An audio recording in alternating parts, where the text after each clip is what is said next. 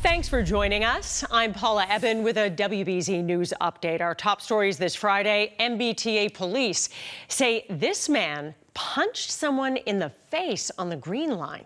Transit police say August 11th, the victim accidentally bumped into the suspect, prompting the attack. If you know them or have any information, transit police want to hear from you. A mess on Soldiers Field Road this morning. An overheight truck got stuck under this overpass on the eastbound side of the road near Western Avenue. And state police closed the road completely at the North Beacon Circle. The delays lasted hours. Sturbridge police are investigating a rather unusual theft, dozens of wood pallets. Police say about 7:30 Wednesday night, a truck drove right onto the property of Dexter Russell. That's a manufacturing company. And the driver then proceeded to load between 50 and 70 pallets onto a truck. If you recognize the truck or this driver, you're asked to call Sturbridge police. Let's get a check of our very hot forecast with Zack.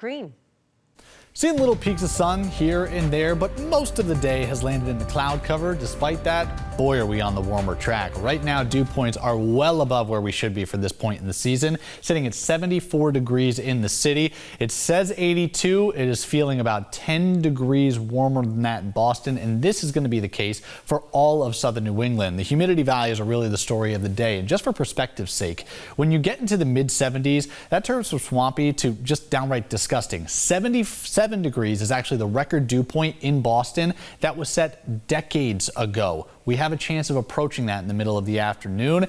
Finally starting to see that go away as we move into the middle of next week. So we still have a ways to go before it ultimately wraps up. But as of now, we are priming up the atmosphere for plenty of activity over the course of the next few days. There is a wall that's going to be lining up through central PA. You see some lightning strikes moving into the northern side of Maryland, just outside of West Virginia. That eventually is going to be marching in our direction. It's just going to take plenty of time to get here because it's such a progressively slow system. High pressure on the backside of this and a shift in the wind direction that will eventually be the difference maker for more dry and refreshing air. Again, I think next week is the best case. So official highs today will likely be into the upper 80s. We are feeling well above that already. In fact, we had a heat index of 97 degrees in some locations just to the south of town, Taunton being one of them.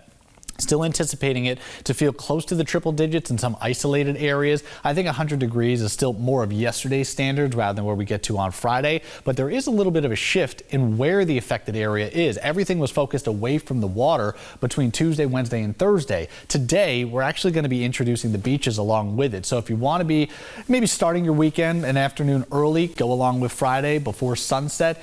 The water's the place to be. Water temperatures are actually on the rise, which shouldn't be the case in early September, but obviously with this hot stretch, things have started to shift, and we also have some buoyancy and a little bit of lift to the atmosphere. I don't think it's going to be all that dramatic, but we are expecting to have some thunderstorms lining up to Route 2 in areas in northern Worcester County and southern New Hampshire. It may do enough to sort of make the trip or the journey right across the Massachusetts and New Hampshire border and eventually give some spits over to the 495 belt at the junction with Route 3. Think about the Lowell connector. By the time we go east of that point, most of that is just going to phase out. So isolated, maybe scattered storms to those north of the Quabbin, but otherwise I think we'll be able to manage Friday just fine. Saturday and Sunday, a little bit of a shakeup.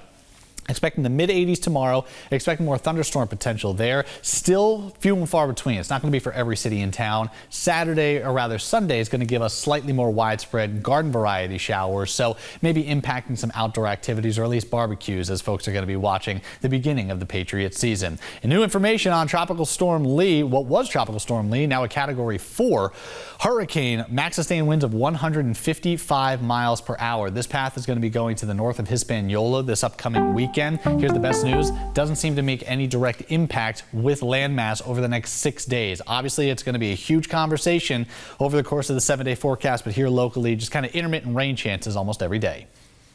I'm Paula Ebben. This has been a WBZ News Update.